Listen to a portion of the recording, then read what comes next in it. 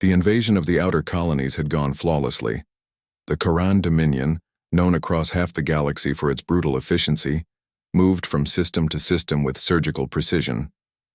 Their fleets, sharp and metallic like obsidian blades, cut through defense networks with ease. In 3 solar weeks, 17 species had surrendered. 12 worlds had been turned into mining stations. Resistance had crumbled before it could organize, and then they reached Vega 9. At first glance, Vega 9 appeared like any other human world. Green oceans, broad continents, and cities arranged in efficient grids. The Dominion scouts encountered no orbital fleets, no planetary shields, and no outward signs of preparation. To Commander Selrek, it looked like a soft target, a weakling world at the edge of the human territories. He sent a message to his fleet. Begin the cleanse. Dropships descended through the cloud cover, slicing the sky in perfect formation. Troops poured out, tall, 4-armed soldiers in dark armor bred for dominance. The cities stood quiet. No defense towers activated. No missiles rose to greet them. Selrik's second-in-command gave a short laugh. They didn't even run. No one laughed an hour later. The first squad entered a quiet residential zone. What they found was not civilians, but empty streets and silence. Then came the ambush. From rooftops, from sewers, from shadows, the humans struck. They didn't wear uniforms. They didn't use standard tactics. They fought like ghosts, quick, brutal, and utterly without hesitation. By the time reinforcements arrived, the first landing site was gone. Burned. No survivors. Only a pile of shattered Dominion armor remained, stacked in a neat pyramid beside a sign that read, "You started this. We'll finish it." Selrek watched the feed with narrowed eyes. Send the Reapers. The Reapers. Heavy assault walkers. With auto-targeting weapons and personal shielding, landed on the second wave. This time they deployed in formation. Drones hovered overhead. Pulse cannons scanned for movement. Still no resistance. Then the city exploded. Humans had wired entire blocks with microfusion charges, buried beneath the streets and set to detonate based on seismic readings. Buildings collapsed onto tanks. Drones were fried by directional EMP bursts. The second wave was reduced to wreckage in under 12 minutes.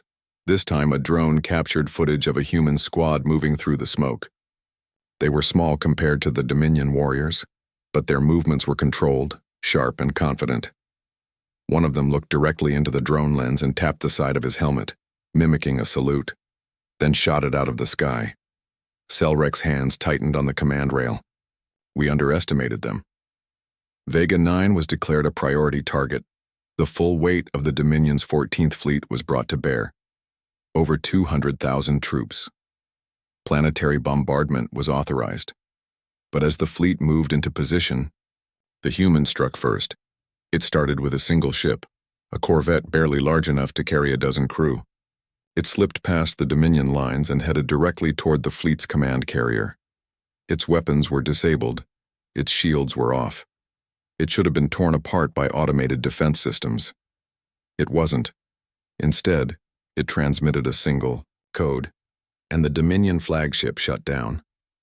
Every system, every screen, every weapon. By the time it rebooted, the ship was already breached from the inside. A human boarding team had used the code to force open the hangar bay, then fought there, way through 20 decks of Dominion soldiers. They weren't heavily armed. They weren't large in number. But they moved like a storm, swift and unstoppable. Security footage later showed a human dragging a Dominion officer into a reactor chamber with one arm, then detonating a grenade with the other. When the carrier finally went dark, over 8,000 Dominion personnel were gone. Selrek had seen enough.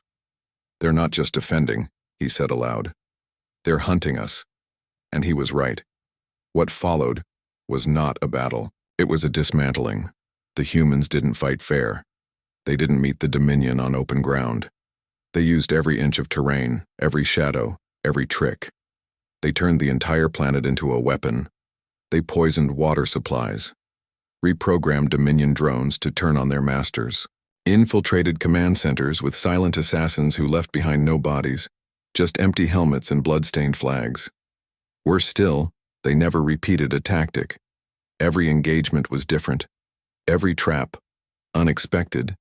It was as though they had studied war not as a science, but as an art.